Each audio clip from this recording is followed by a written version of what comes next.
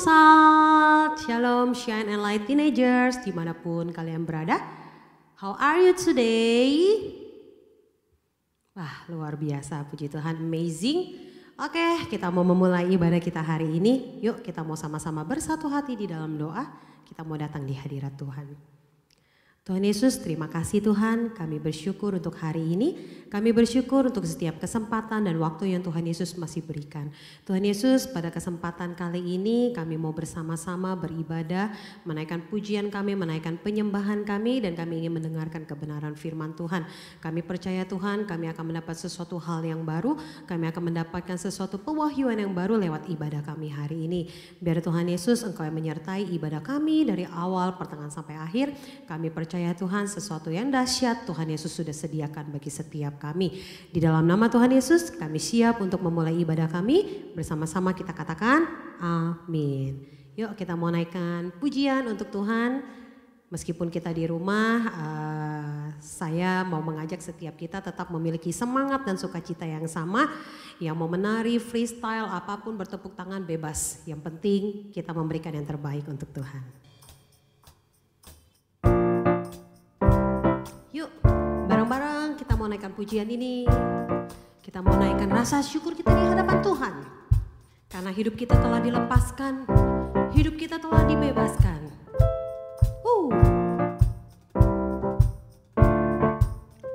Kasih yang begitu besar, lebih kuat dari dosa.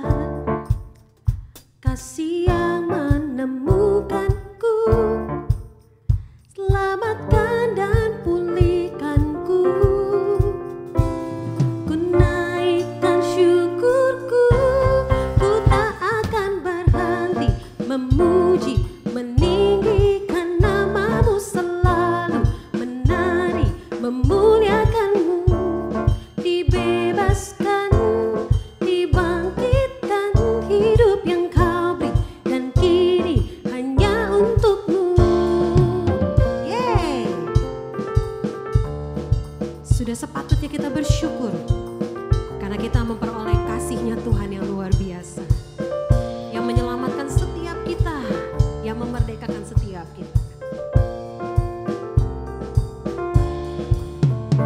Kasih yang begitu besar, lebih kuat dari dosa. Kasih yang menemukanku, selamatkan dan pulihkanku.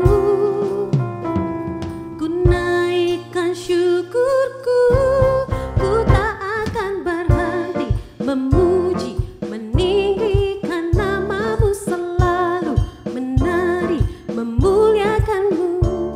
Dibebaskan, dibangkitkan, hidup yang kau beri, dan kini hanya untukmu. Takkan berhenti memuji, meninggikan namamu selalu, menari, memuliakanmu. Dibebaskan, dibangkitkan, hidup yang kau beri, dan kini hanya untukmu. Haleluya, thank you Jesus.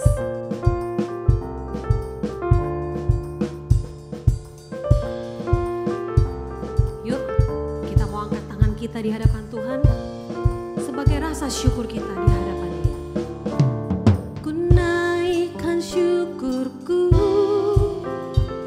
ku naikkan syukurku, ku tak akan berhenti memuji, meninggikan namamu selalu, menari, memuliakanmu. Dibebaskan, dibangkitkan, hidup yang kau beri, dan kini hanya untukmu.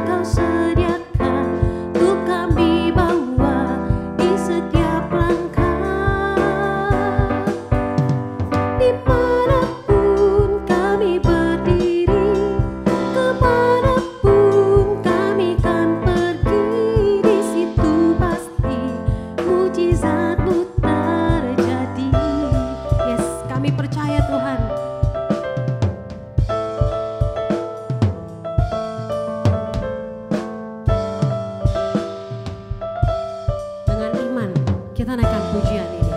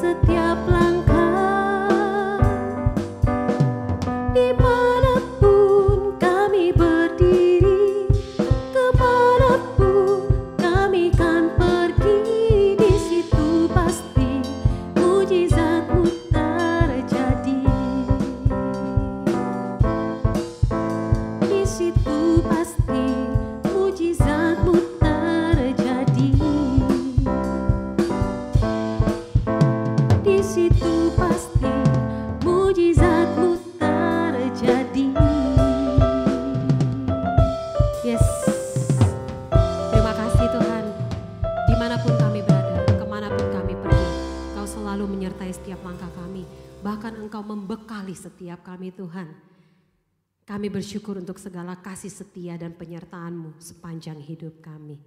Mari kita mau siapkan hati kita akan mendengarkan kebenaran firman Tuhan.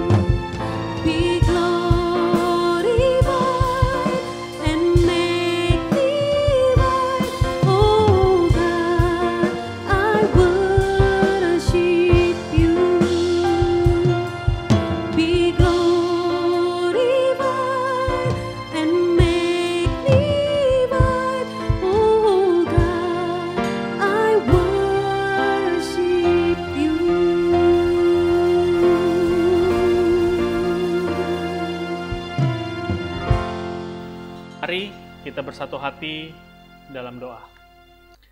Tuhan Yesus Kristus, Allah Bapa kami yang dalam kerajaan sorga, kami bersyukur ya Tuhan untuk hari ini. Terima kasih kalau kami masih boleh beribadah. Terima kasih kalau kami masih boleh memuji, menyembah Tuhan. Kami masih punya kesempatan untuk mendengarkan firman-Mu hari ini Tuhan Yesus. Tuhan, urapi hamba yang gak ada apa-apanya ini, biarlah apa yang keluar dari mulut hamba berasal dari firman-Mu dan bukan sekadar pengetahuan, tapi hikmat yang daripada surga, hikmat yang daripada Tuhan. Tuhan memberkati setiap kami yang mendengarkan firman Tuhan, supaya apa yang kami dengar boleh menjadi pelajaran yang baik buat kehidupan kami, boleh menguatkan kami, boleh menghibur kami, dan kami bisa belajar dari firman Tuhan dan melakukan firman Tuhan yang akan disampaikan. Terima kasih Tuhan Yesus, sembunyikan hamba di balik salib-Mu, dan pakailah hamba untuk bisa menyampaikan kebenaran firman Tuhan. Hanya di dalam nama Tuhan Yesus Kristus kami sudah berdoa dan mengucap syukur. Haleluya. Amin. Oke, shalom guys. Apa kabar kalian semua? Gue yakin dan percaya kalian semua dalam keadaan yang baik, dalam keadaan yang sehat, dalam keadaan yang luar biasa.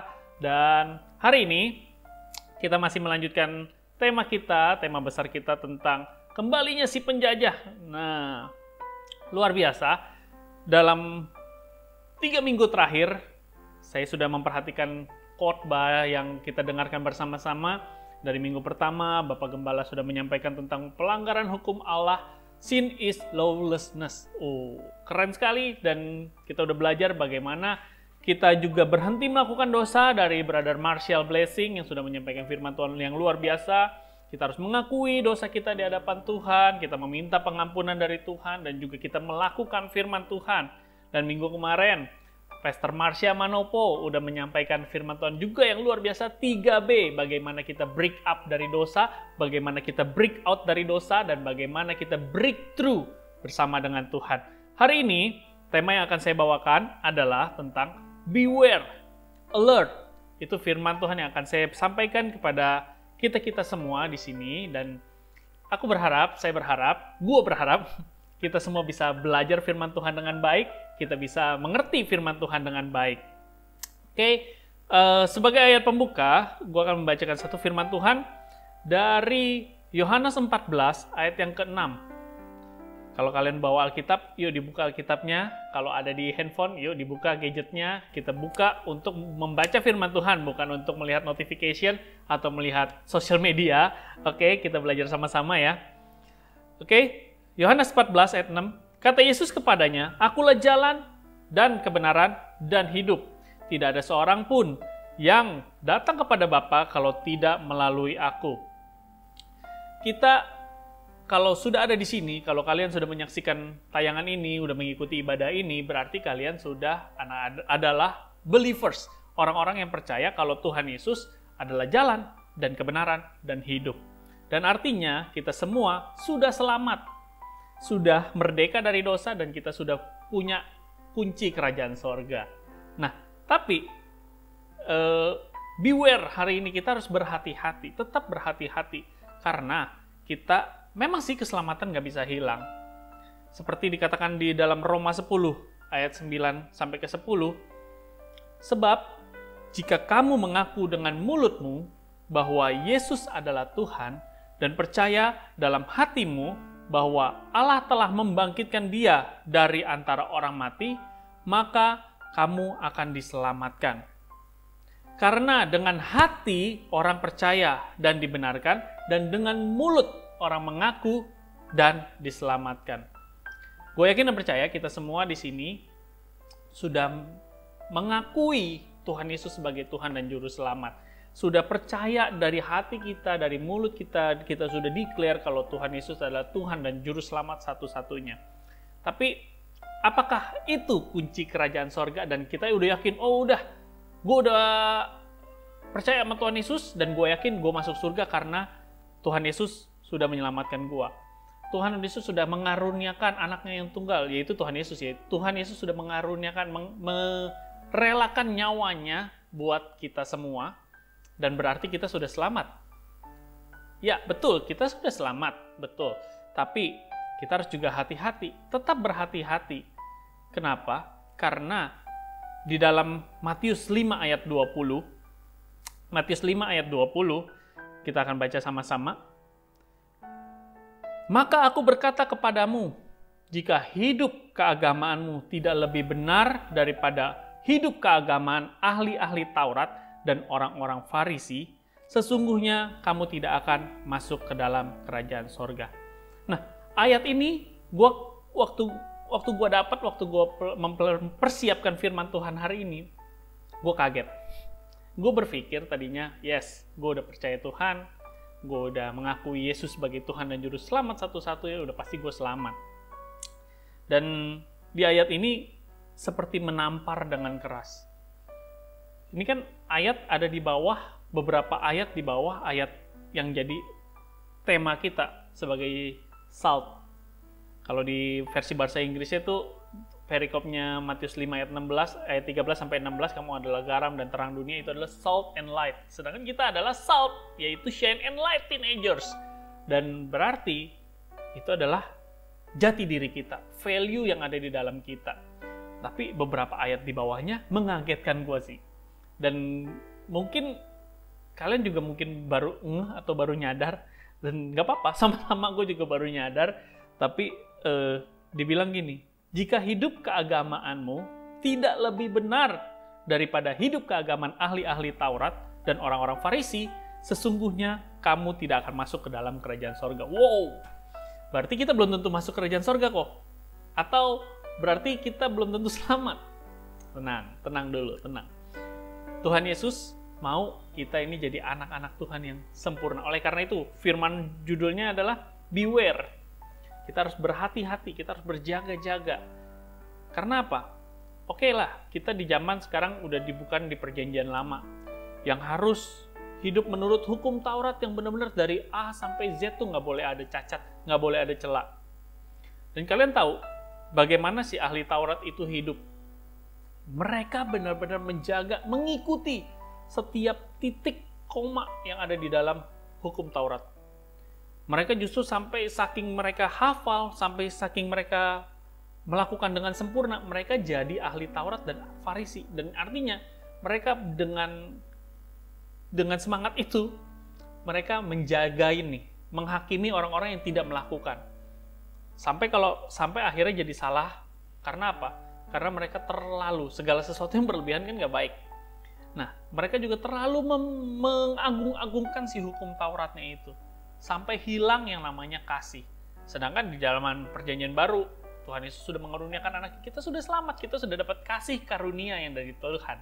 Nah, kalau mereka ini benar-benar menjaga, jadi firman Tuhan kan di dalam Keluaran yaitu ya, hukum Taurat, jangan ada padamu Allah lain, ingat dan kuduskanlah hari Sabat, hormatilah ayah dan ibumu, jangan membunuh, jangan berzina, jangan mencuri, jangan mengingini milik sesamamu, jangan bersaksi dusta.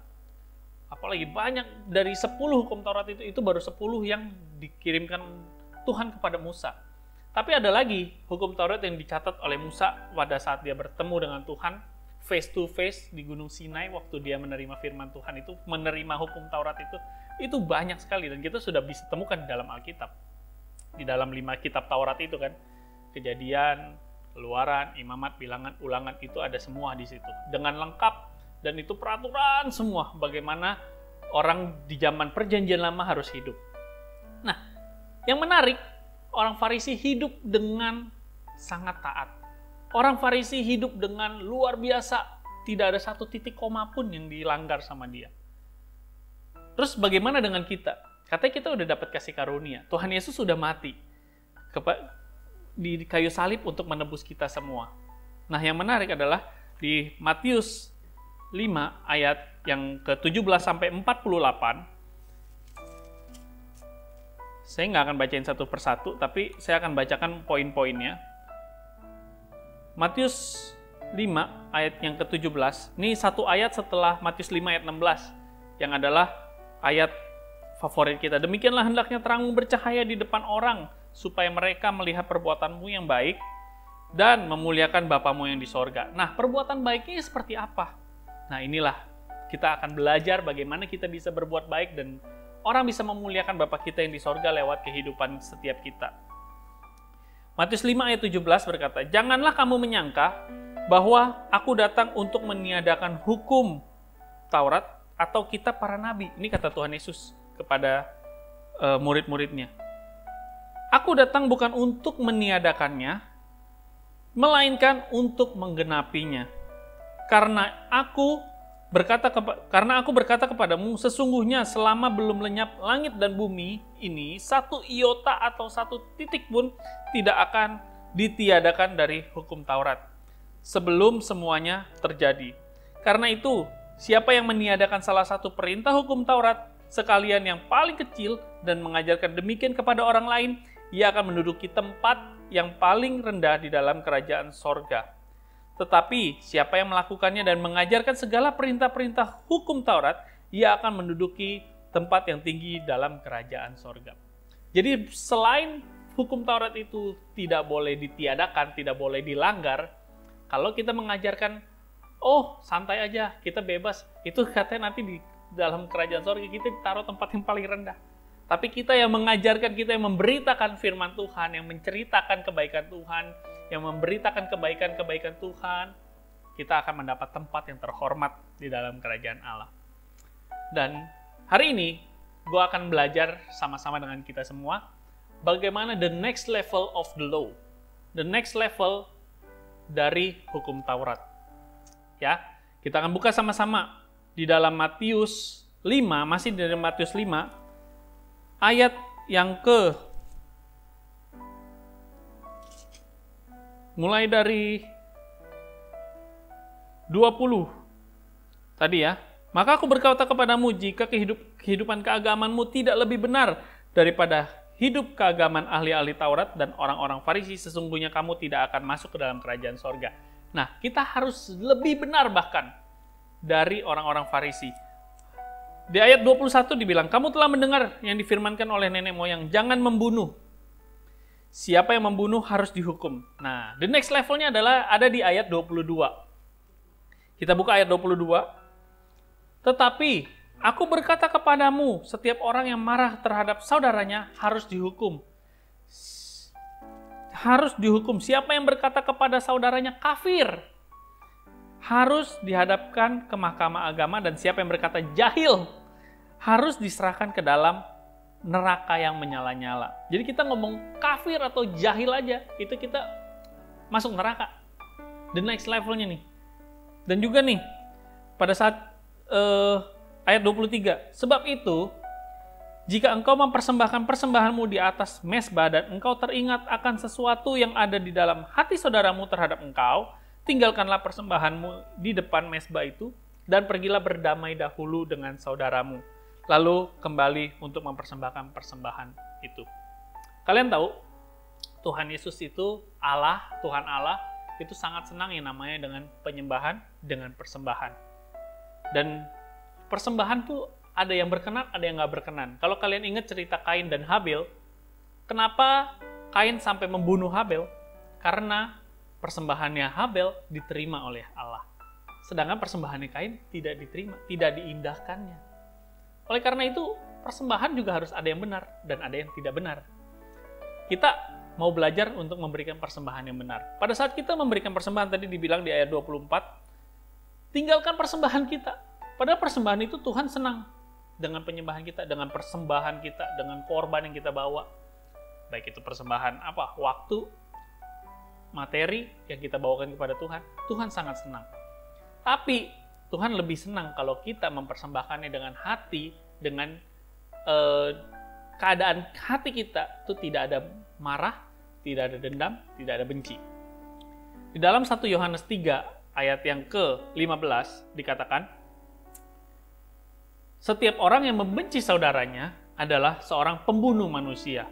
Dan kamu tahu bahwa tidak ada seorang pembunuh yang tetap memiliki hidup yang kekal di dalam dirinya. Nah, firman Tuhan jelas banget. The next level of the law. Next level dari hukum Taurat. Kalau dulu kita membunuh secara fisik, oke lah, sekarang kita nggak membunuh manusia, mungkin bunuh nyamuk, oke. Tapi bunuh manusia kita nggak membunuh. Kita nggak membunuh.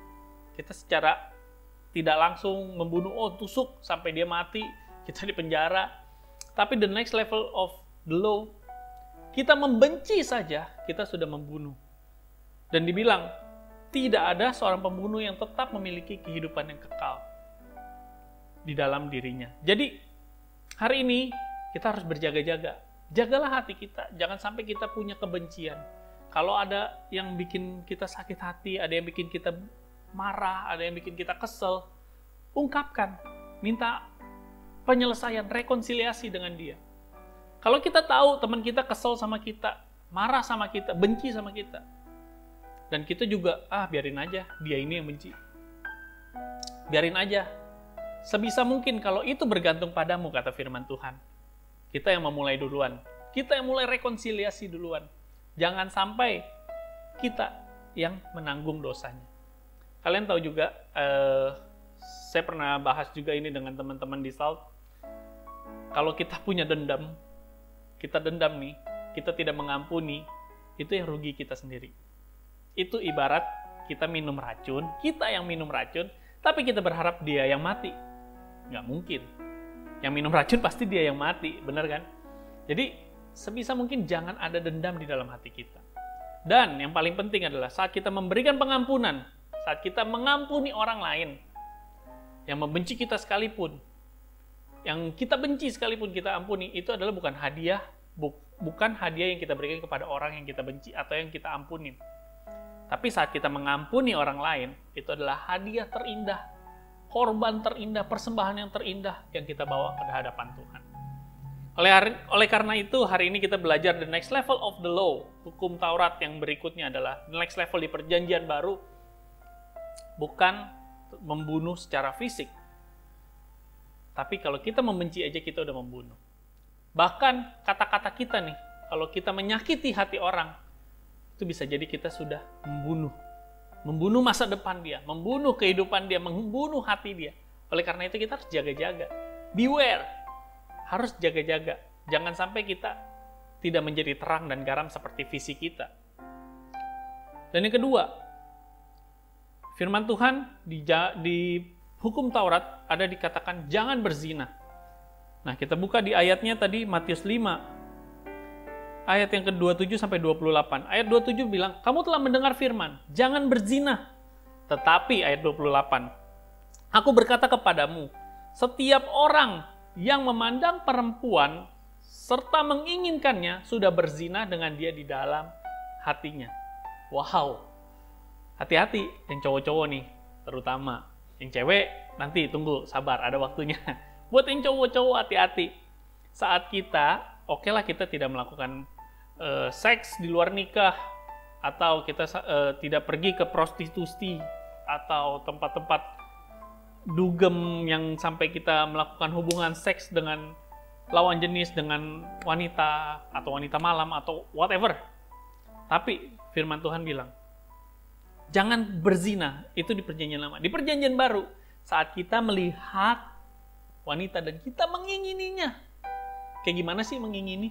Ya kita liatin, wah, seperti Marsha kemarin cerita juga, Pastor Marsha kan, wah bening nih, waduh, kalau minum kopi kelihatan, katanya dia bilang gitu, maksudnya ngalir gitu, saking beningnya. Wah, tapi itu kita menginginkannya, kita mulai memikirkannya, mulai timbul yang namanya pikiran kotor, dan kita sampai jatuh akhirnya ke dalam dosa, yang mungkin dosa masturbasi atau onani, itu kita sudah berbuat zina. Oleh karena itu, hari ini kita mesti berjaga-jaga. Dan firman Tuhan di ayat selanjutnya itu serem banget. Maka jika matamu yang kanan menyesatkan engkau, cungkil dan buanglah. Tuhan jadi bilang begitu. Karena lebih baik bagimu jika satu dari anggota tubuhmu yang binasa daripada tubuhmu dengan utuh dicampakkan ke dalam neraka. Dan kalian tahu, di dalam firman Tuhan, dosa zina itu adalah dosa yang terjadi di dalam diri kita sendiri. Dosa yang lain terjadi di luar. Tapi dosa zina itu terjadi di dalam diri kita. Jadi jelas, kalau kita melihat aja, menginginkan aja kita udah berdosa, apalagi kalau kita benar-benar sampai melakukan hubungan seks di luar nikah, yang buat yang belum menikah. Dan kalian kan semua belum menikah, baru saya yang menikah gitu kan. Hubungan seks di luar nikah udah pasti zina dan udah pasti dosa. Hari ini the next level of law, kita belajar hati-hati, berjaga-jaga. Jangan sampai kita berzina di dalam pikiran kita, di dalam mata kita. Jadi jangan sampai kita ke sorga, masuk sorga, tapi mata kita nggak masuk sorga. Karena apa? Karena kita suka lihat sekarang kan udah mudah banget, internet, sosial media, semua justru menampilkan hal-hal yang tidak muhrim kalau kata orang. Tidak baik dan yang tidak pantas gitu loh. Oleh karena itu kita harus berjaga-jaga. Hati-hati dengan sosial media kita. Hati-hati dengan YouTube kita. Hati-hati dengan Instagram kita. Atau ada yang pakai TikTok kita atau Facebook kita. Sebisa mungkin pakailah media sosial dengan bijak. Pakailah internet dengan bijak. Jangan sampai internet yang harusnya tadi bisa memuliakan nama Tuhan, seperti YouTube ini, kita bisa pakai untuk memuliakan nama Tuhan, bisa beribadah, bisa menyampaikan firman Tuhan, bisa mendengarkan firman Tuhan lewat YouTube atau Instagram, tapi malah kita pakai untuk berbuat dosa. Jadi senjata untuk dosa. Tapi kita harus belajar, jadikan sosial media, internet, kecanggihan teknologi yang kita miliki, yang Tuhan sediakan, itu buat kita hari ini sebagai alat-alat yang berguna untuk menjadi senjata kebenaran. Seperti firman Tuhan yang kita sudah belajar minggu lalu. Dan selanjutnya, ayat 37 di Perjanjian Lama, di Hukum Taurat berkata, jangan bersaksi dusta. Nah, tapi di ayat 37 ini, di next levelnya adalah, jika ya, hendaklah kamu katakan ya. Jika tidak, hendaklah kamu katakan tidak. Apa yang lebih daripada itu berasal dari si jahat. Nah, hari ini mungkin kita sering banget ya, berusaha tidak bohong sih, tidak bohong, tapi mengalihkan sebagai contoh. Sebagai contoh nih, kalau zaman dulu kalau gue cerita di sekolah minggu pasti gini, halo, mamanya ada dek, gitu. Kita mungkin kata mama dari saya, nggak ada, gitu. Bilang nggak ada. Terus kalau anak kecil kan akan polos, kata mamanya nggak ada. Itu anak kecil. Dan haruslah kita seperti itu sebetulnya. Iya, bilang iya. Tidak, bilang tidak. Bukannya berarti, karena kita sudah dewasa, kita kan lebih pintar gitu ya. Kita akan pakai trik cerdik seperti ular dan tulus seperti merpati. Nggak bohong, tapi nggak benar juga gitu. Contoh, apakah kamu pergi ke tempat dugem misalnya gitu kan? Ya, pergi malam aja sih gitu. Pulang malam, pergi sama teman-teman. Kemana? Adalah main. Tapi kita nggak sebutkan gitu. Berarti kita juga tidak jujur. Tidak iya berkata iya, tidak berkata tidak. Dan kalian tahu, itu berasal daripada si jahat. Berasal daripada si iblis. Dan kita harus hati-hati. Berjaga-jaga, jangan sampai karena itu kita jadi berdusta, kita berbohong. Oleh karena itu, lakukanlah yang benar. Jadi pada saat kita ditanya sama orang tua kita atau sama pasangan kita, ceritakan apa yang kita lakukan. Kita udah banyak belajar tentang integritas. Apa yang kita lakukan sesuai dengan apa yang kita katakan. Apa yang kita katakan sesuai dengan apa yang kita lakukan. Jadi kita belajar memiliki integritas. Iya, jika iya katakan iya. Jika tidak, katakan tidak. Lebih dari itu adalah dari si jahat. Selanjutnya, di dalam Perjanjian Lama, di kitab Taurat itu ada firman Tuhan seperti ini. Kamu telah mendengar, di ayat 38 ya, Matius 5 ayat 38, kamu telah mendengar firman, mata ganti mata, gigi ganti gigi. Tetapi aku berkata kepadamu, janganlah kamu melawan orang yang berbuat jahat kepadamu. Melainkan siapapun juga yang menampar pipi kananmu, berilah juga kepadanya pipi kirimu. Dan kepada orang yang hendak mengadukan engkau karena mengingini bajumu, serahkan juga jubahmu. Jadi firman Tuhan belajar nih. Firman Tuhan mengajarkan kita, mengingatkan kita. Jangan membalas. Kalau firman Tuhan di Perjanjian Lama, supaya fair, supaya adil, lu ditonjok sebelah kanan, lu tonjok lagi sebelah kiri. Tapi firman Tuhan di Perjanjian Baru, bukannya membalas, tapi kalau kita ditampar pipi kanan, kasih pipi kiri. Artinya bukan kita bodoh juga, tapi jangan balas. Pembalasan adalah urusan Tuhan. Tapi juga jangan kita mendoakan dia. Udah, Tuhan gue doain, dia tampar pipi gue sebelah kanan, ntar gue doain dia ditampar sama Tuhan. Nggak perlu sampai seperti itu. Karena Tuhan tahu, Tuhan melihat, dan Tuhan maha melihat, dia nggak akan pernah tidur. Dia nggak akan pernah ketiduran untuk nggak ngelihat kita. Jadi nggak perlu takut, biarlah kita lakukan tetap yang baik. Lakukan yang sesuai dengan firman Tuhan. Lakukan yang benar, nggak perlu ngebalas kejahatan dengan kejahatan. Dan juga di ayat 43, kita lanjut. Kamu telah mendengar firman, kasihilah sesamamu manusia, dan bencilah musuhmu. Nah, ayat 44-nya. Tetapi aku berkata kepadamu, kasihilah musuhmu, dan berdoalah bagi mereka yang menganiaya kamu. Karena dengan demikianlah kamu menjadi anak-anak Bapamu yang di sorga. Nah, kalian pelajarin, kalian lihat kata-kata ini, memang nggak mudah. Ini jadi ayat yang ngena banget buat orang non-Kristen. Kalau orang Kristen mengasihi musuh katanya. Kalau kita belajar kasihilah sesamamu manusia, ya itu benar. Tapi bahkan even musuh kita, orang yang jahat sama kita, orang yang menganiaya kita, Tuhan mau kita tetap kasihi dan kita berdoa bagi dia. Sadis, nggak susah, nggak gampang. Tapi gue yakin dan percaya kalau kita bersama Tuhan, kita pasti bisa. Kenapa sih kita mesti melakukan seperti itu? Di ayat 48 kita lihat sama-sama. Ayat 48, karena itu haruslah kamu sempurna. Kenapa kita harus sempurna? Sama seperti Bapamu yang di sorga juga adalah sempurna.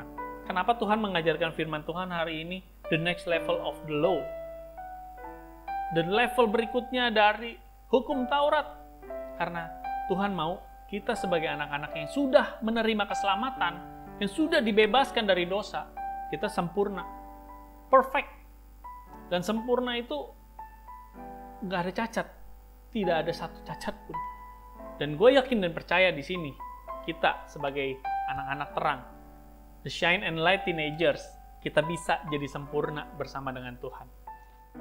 Oleh karena itu, bagaimana kita beware, menjaga-jaga untuk hidup kita bisa menjadi sempurna, sama seperti Bapa kita yang di sorga sempurna.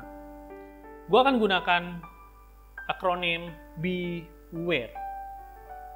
Beware, kan dalam bahasa Inggris beware, tulisannya gitu ya. Oke, yang pertama, bagaimana kita untuk bisa hidup sempurna sama seperti Bapa kita yang di sorga. Yang pertama, being God's child. Maklum, bahasa Inggris gua lulusan TOEFL. TOEFL-nya nggak tahu yang di mana, tapi pokoknya begitulah. Being God's child artinya adalah jadilah anak-anak Allah yang hidup di dalam kebenaran firman-Nya. Kalau kita baca di ayat 1 Yohanes 3, judul perikopnya adalah anak-anak Allah. Anak-anak Allah. Di ayat yang ke-6. Kita baca sama-sama ya. Karena itu, setiap orang yang tetap berada di dalam Dia tidak berbuat dosa lagi. Setiap orang yang tetap berbuat dosa tidak melihat dan tidak mengenal Dia. Perhatikan kata-kata tetap. Dalam bahasa Inggrisnya dicatatkan continuous. Saya akan bacakan dalam bahasa Inggris. No one who lives in Him keeps on sinning. No one who continues to sin has either sins Him or known Him. Oke, artinya gini. Intinya gini deh pokoknya. Kalau kita ada di dalam, tetap berada di dalam Tuhan, kita tidak akan tetap melakukan dosa. Kita tidak akan berkelanjutan dosa. Kalian tahu dong kalau film atau drama kalian nonton, to be continue, berarti ada kelanjutannya. Sama, dosa kita juga seperti itu. Hari ini kita melakukan dosa, besok kita melakukan dosa, berarti kelanjutan dong. Kita hidup di dalam dosa, tetap berada di dalam dosa. Dan di ayat 6 tadi dibilang kalau kita tetap ada di dalam dosa, berarti kita tidak melihat dan tidak mengenal Dia. Bahkan di ayat yang ke-9, setiap orang yang lahir dari Allah tidak berbuat dosa lagi, sebab benih ilahi tetap ada di dalam Dia dan Ia tidak dapat berbuat dosa karena Ia lahir dari Allah. Inilah tandanya ayat 10, anak-anak Allah dan anak-anak iblis. Setiap orang yang tidak berbuat kebenaran tidak berasal dari Allah. Demikian juga barang siapa yang tidak mengasihi saudaranya. Wow. Firman Tuhan mengajarkan kita untuk kita mengasihi saudara kita, untuk kita tidak berbuat dosa lagi, untuk kita tetap tinggal di dalam hadirat Allah, tinggal bersama dalam hukum Allah. Kita udah belajar di minggu yang pertama, setiap orang yang tetap berbuat dosa melanggar juga hukum Allah. Sebab dosa ialah pelanggaran hukum Allah. Sin is lawlessness. Melanggar hukum Allah. Sedangkan Tuhan sudah menghapus dosa kita. Dosa kita udah dihapuskan. So, jangan tinggal di dalam dosa. Keluar. Break out, kata Marsha Manopo. Break up, putus dengan dosa. Hari ini yuk, kita tinggalkan dosa kita. Satu quotes yang saya bawakan di Victorious Kids waktu itu. Jangan tinggal di dalam dosa, tapi tinggalkan dosa. Ini juga akan saya share ke kalian. Jangan tinggal tetap di dalam dosa, tapi tinggalkan dosa. Lepaskan dosa. Dosa apapun yang merintangi kita, dosa apapun yang terus mengikat kita, tinggalkan. Jangan tinggal tetap di dalamnya. Oleh karena itu kita harus jadi anak-anak Allah. Itu yang pertama. Kita tinggal sebagai anak-anak Allah, maka kita akan lepas daripada dosa. Karena kita tinggal di dalam hadirat Allah, kita akan lepas daripada dosa. Yang kedua, walk with God and His words. Dari beware tadi, being God's child. Yang kedua, walk with God and His words. Kita berjalan bersama Tuhan dan berpegang kepada firman-Nya. Jangan jalan sendiri. Jangan kita sok kuat gitu. Kita, gue bisa, gue gak usah sama Tuhan, gue bisa. Gak perlu gue ada di gereja, gak perlu gue pelayanan, gak perlu gue kebaktian, apalagi online service, gak perlu. Karena gue bisa. Di Mazmur 119 ayat yang ke-9 mengatakan dengan jelas. Dengan apakah seorang muda mempertahankan kelakuannya bersih? Dengan menjaganya sesuai dengan firman-Mu. Pemazmur bertanya, dengan apa seorang muda? Orang muda paling susah. Kenapa? Tenaga masih ada. Nafsu paling gede, istilahnya gitu. Tenaga banyak, nafsu banyak, daging lebih kuat. Karena makan mulu, jadi dagingnya lebih kuat. Dan dibilang firman Tuhan, bagaimana seorang muda? Kalau udah tua mau melakukan dosa, mau mencuri misalnya. Udah nggak bisa, dia takut lari dong. Mau lari udah kalah sama polisi. Atau mau berbuat zina, udah loyo istilahnya. Itu kalau udah tua. Nah sedangkan yang muda, tenaga ada, nafsu besar. Pengalaman nggak ada. Kita nggak tahu kalau kita melakukan dosa A misalnya, kita akan seperti apa. Kita belum tahu. Sedangkan orang-orang yang tua, orang-orang yang sudah dewasa, dia tahu. Oh, kalau gua mencuri, besok gua akan dikejar polisi. Atau gua berbuat zina hari ini, besok gua kena penyakit kelamin atau apapun. Kalau kita membunuh, kita bisa ditangkap gitu. Kalau kita korupsi, kita tahu, hukumannya udah ada dan udah pernah ngalamin mungkin. Atau minimal dia lihat orang-orang di sekitar dia yang melakukan dosa itu. Sedangkan kita anak-anak muda, kita belum tahu. Oleh karena itu kita harus berjaga-jaga. Kita harus belajar untuk bisa menjaga kelakuan kita bersih. Kita harus menjaganya sesuai dengan firman Tuhan. Oleh karena itu penting banget kita baca firman Tuhan setiap hari. Dan gue gak pernah bosen dan gue gak pernah. Dan puji Tuhan, Tuhan kasih gue kekuatan. Roh Kudus selalu ingetin gue untuk gue baca firman dan gue share ke kalian semua ayat yang harus kita baca. Minimal 3 pasal sehari kita pelajarin itu, kita baca. Dan gue yakin dan percaya kalian akan melihat hasilnya nanti. Karena gue sudah menikmati hasilnya pada saat gue membaca firman. Ada hikmat-hikmat daripada Tuhan yang bisa menuntun kita. Karena firman Tuhan adalah pelita kan. Pelita bagi kakimu dan terang bagi jalanmu. Kita kalau jalan gelap, kita nggak bisa lihat. Sedangkan kalau kita terang, kita bawa lampu, kita bawa pelita, kita bisa tahu jalan mana yang benar, jalan mana yang menuju ke jurang, atau jalan mana yang menuju kepada kebenaran. Yang ketiga, dari kata re, ya, biware kan, re, gue ambil akronimnya jadi rest in God's presence. Beristirahat di dalam hadirat Tuhan. Kalau kita udah jenuh, kita pengen jatuh ke dalam dosa, kita udah kayaknya, bawaannya balik lagi ke pikiran kita untuk balik melakukan dosa. Karena dosa enak kelihatannya, gue kasih tahu. Kenapa gue bilang kelihatannya? Karena ujungnya berujung maut. Sebab upah dosa ialah maut. Dan oleh karena itu, cepatlah kita datang ke dalam hadirat Tuhan. Kita udah capek, stres, jenuh dalam pekerjaan kita. Even dalam pelayanan kita juga bisa ngalamin jenuh.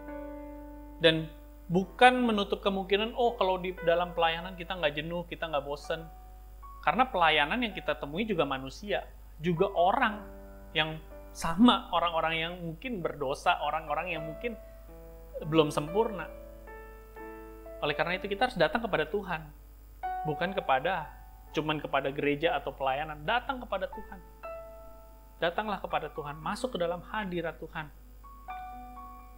Di dalam Matius 11 ayat 28 berkata, "Marilah kepadaku, semua yang letih lesu dan berbeban berat, aku akan memberi kelegaan kepadamu."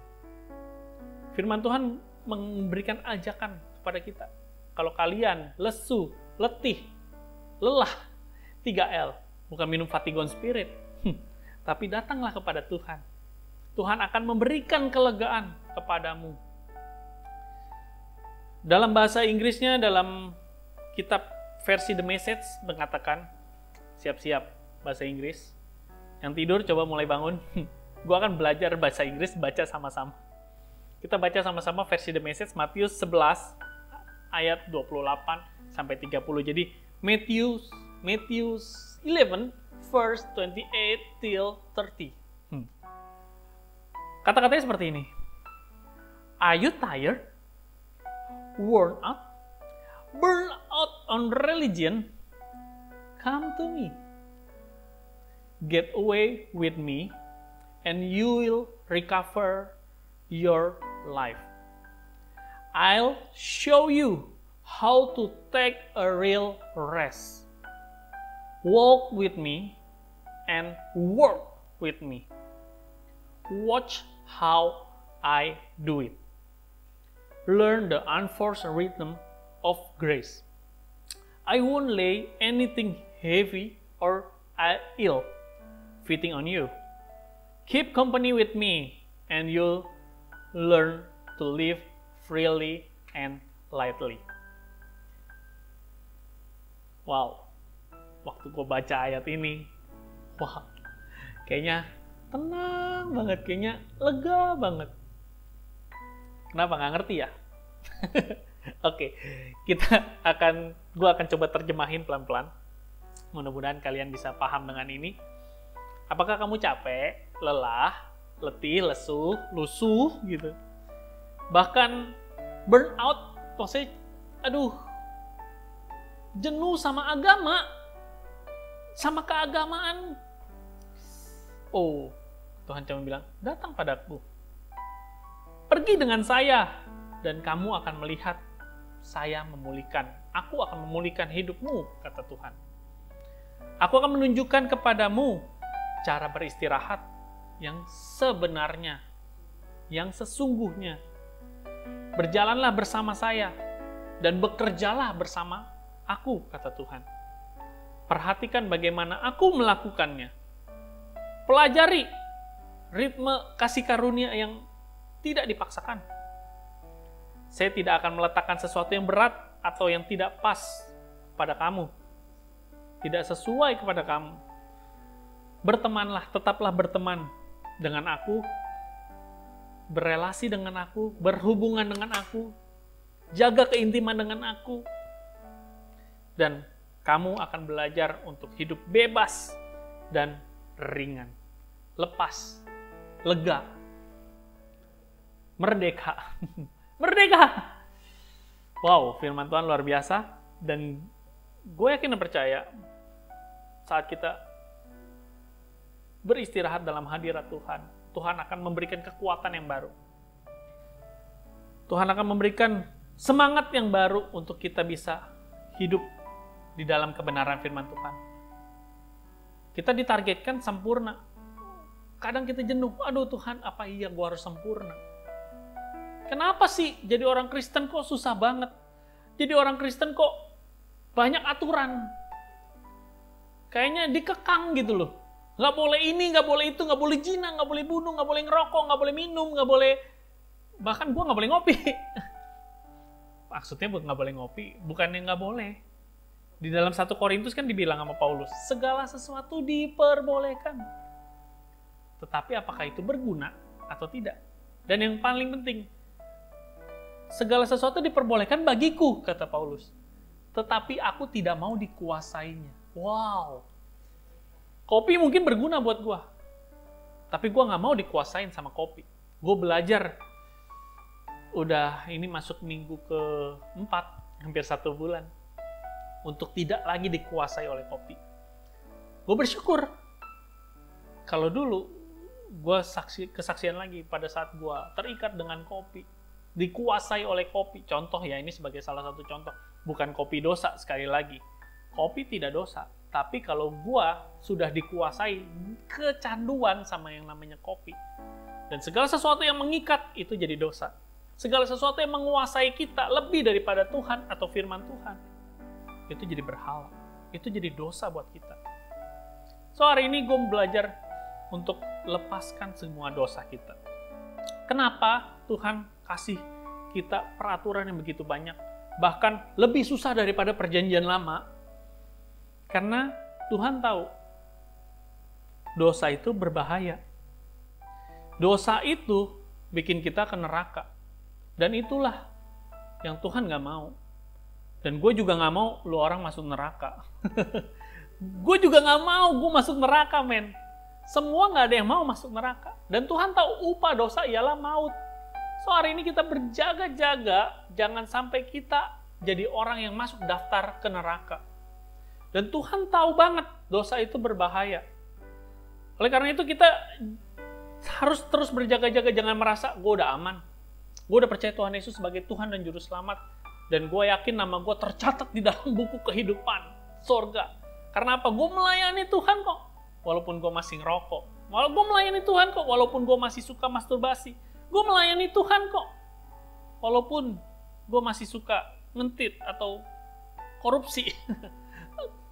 Atau gue masih terikat sama dosa. So hari ini, jangan merasa aman. Beware with the grace. Terutama beware with the hyper grace. Jangan kita merasa, oh gue udah tenang, gue udah aman, gue udah pasti masuk surga. Hati-hati, kita harus berjaga-jaga.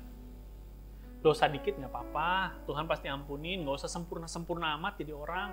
Gak perlu kita tuh yang sampai perfect-perfect banget, lu mah terlalu fanatik. Hey, firman Tuhan berkata, hendaklah kamu sempurna seperti Bapamu yang di sorga sempurna. Dan kalau kehidupan kita tidak lebih baik, kehidupan keagamaan kita tidak lebih baik daripada ahli Taurat, firman Tuhan bilang, kita tidak mendapat bagian di dalam kerajaan surga. Dan hari ini, gue mau kita semua ada di dalam bagian dalam kerajaan surga. Tuhan tahu bagaimana dosa itu berbahaya dan bisa merusak hidup kita. Bukan cuma nanti di akhirat kita masuk neraka, bukan cuma itu. Tuhan tahu hidup ke depan bisa lebih berbahaya kalau kita ada di perjanjian yang sekarang nih, di hidup yang sekarang, di zaman now ini. Lebih bahaya, dosanya tuh lebih gampang gitu loh, dibanding kita ada di perjanjian lama.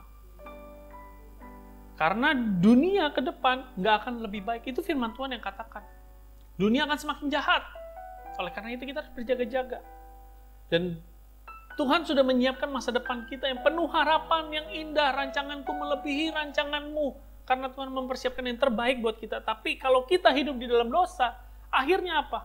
Kita keluar dari track kehendak Tuhan, keluar dari rancangan Tuhan, yang membuat hidup kita berantakan. Oleh karena itu sangat penting kita menjaga hidup kita. Seperti di Amsal mengatakan, jagalah hati dengan segala kewaspadaan. Karena dari situ terpancar kehidupan. Hati kita harus dijaga. Hati orang lain aja gua jaga, apalagi hati kita sendiri. Hatinya Sisi aja gua jaga, asik. Jangan sampai gue sakiti apalagi hati gue. Harus gue jaga. Dari apa? Bukannya dari disakiti, dari segala dosa. Karena dari hati, kepikiran, keluarlah jadi tindakan. Bagaimana dosa bisa ngerusak hidup kita? Bukan cuma di neraka nanti kita masuk, tapi di kehidupan kita. Sebagai contoh kalau kita berdosa nih. Sebagai contoh ya, kita memiliki dosa zina misalnya. Kalau zina yang zaman sekarang adalah kan tadi ngelihat, menginginkan, udah dosa. Salah satunya mungkin nonton film porno, atau kita ngelihat sekarang akhirnya kita menginginkan untuk melakukan hubungan seks, padahal belum waktunya, belum menikah. Akhirnya kita pergi ke prostitusi, atau kita sama pasangan kita melakukan hubungan seks, pacar kita maksudnya ya. Maksudnya masih pacar tapi udah melakukan hubungan seks di luar nikah. Akhirnya salah satu contohnya adalah pacar kita hamil, atau kedepannya masa depan kita jadi rusak. Kenapa? Udah hamilin anak orang, kita dicap sebagai orang yang menghamili anak orang. Dan pacar kita nih yang kita hamili juga dicap, wah nggak benar pergaulan bebas. Anak yang dilahirkan, bagaimana dia tahu anak di luar nikah? Memang sih ada kesaksian yang akhirnya dipulihkan, terus jadi tetap dipakai Tuhan. Bisa aja, tapi jangan sampai kita pilih yang itu dong. Pilihlah yang sempurna. Masa kalian kalau mau beli mobil baru nih, Pak, ini baru Pak. Ya, baru keluar dari bengkel. Hah? Baru keluar dari bengkel? Ya, kalau kita beli mobil baru, belinya yang perfect dong. Pada saat kita beli handphone baru, kita maunya yang in the box, maksudnya benar-benar kotaknya belum dibuka segelnya. Ya, masa kita mau beli yang barang baru, tapi ada cacatnya sedikit. Barang rekondisi, apakah kalian mau? Tuhan juga nggak mau seperti itu. Tuhan mau hidup kita utuh, sempurna. Dan jangan sampai dosa itu merusak masa depan kita, merusak rancangan Tuhan yang Tuhan udah siapkan untuk kita. Oleh karena itu tetaplah beware, berjaga-jagalah. Being God's child, walk with God, and rest in God's presence. Hari ini, gue gak akan perpanjang lagi firman Tuhan yang udah cukup panjang ini, dan cukup berat menurut gue. Karena gue sendiri juga ditampar, gue juga diingatkan gitu sama Tuhan. Dan gue mau ingetin kita semua, yuk kita berjaga-jaga. Jagalah hati kita dengan segala kewaspadaan. Karena dari situlah terpancar kehidupan. Dan hari ini gue mau ngajak teman-teman semua, kalau ada yang masih terikat sama dosa, kalau ada yang masih bergumul dengan dosa, yuk kita berdoa bersama-sama. Izinkan gua untuk berdoa buat kalian. Letakkan tangan kalian di dada seperti ini. Dan kita berdoa bersama-sama, ikutin doa yang gua ucapkan. Kita minta pengampunan sama Tuhan, kita akui segala dosa kita di hadapan Tuhan. Dan gua yakin dan percaya, Ia setia dan adil. Allah itu Allah yang setia, Allah yang mengampuni. Jika kita mengaku dosa kita, Ia adalah setia dan adil. Ia akan mengampuni dosa kita, melepaskan kita dari segala dosa. Dan setelah itu, jangan tinggal di dalam dosa. Lepaskan dosa itu. Hiduplah sebagai anak-anak Allah. Berjalanlah bersama dengan Tuhan dan firman Tuhan yang menuntun kita dalam kehidupan kita. Kalau kita lelah, kalau kita capek, kalau kita jenuh, kalau kita berat, kita merasa, ingat, Tuhan bilang, come to me. Beristirahatlah dalam hadirat Tuhan. Dan Tuhan yang akan memberikan kelegaan kepada kita semua. Mari kita berdoa bersama. Tuhan Yesus, terima kasih buat firman-Mu hari ini yang telah mengingatkan kami untuk kami selalu berjaga-jaga, untuk selalu hidup menuju kesempurnaan yang Tuhan rancangkan bagi kami ya Tuhan. Tuhan, ampuni kami ya Bapa. Ampuni kami yang masih terikat sama dosa. Ampuni kami yang masih bergumul dengan dosa. Tuhan sudah melepaskan kami. Kita akui setiap dosa kita. Silahkan kalian mengakui dosa kalian di hadapan Tuhan secara pribadi.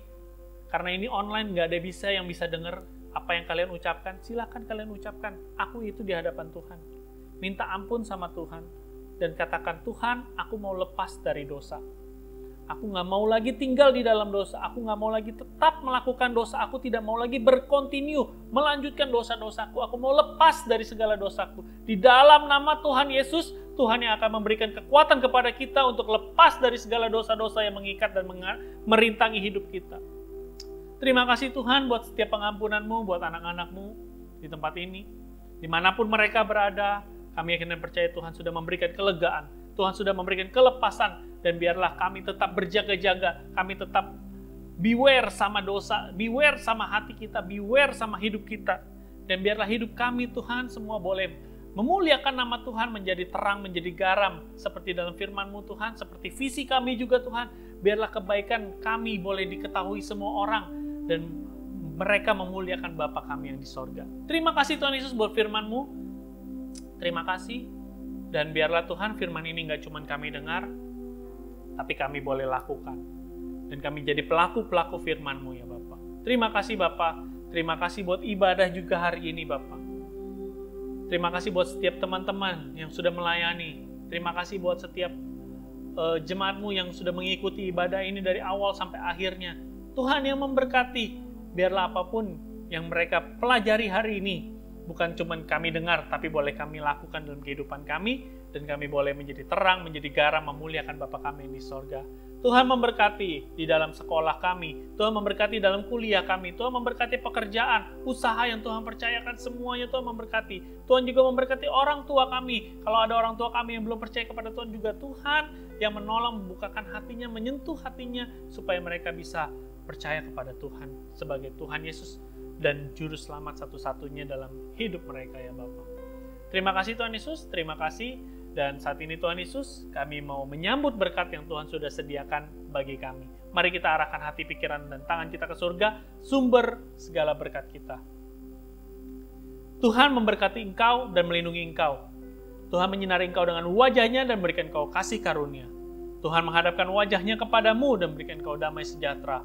Terimalah berkat yang daripada Tuhan. Jadilah berkat, jadilah terang, jadilah garam dimanapun kalian berada, dan terus memuliakan nama Tuhan. Hanya di dalam nama Tuhan Yesus Kristus kami berdoa dan mengucap syukur.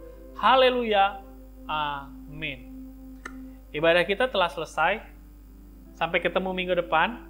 Happy Sunday. Dan juga jangan lupa nanti malam kita terus ada Intimate Night Prayer jam 9. Tuhan Yesus memberkati.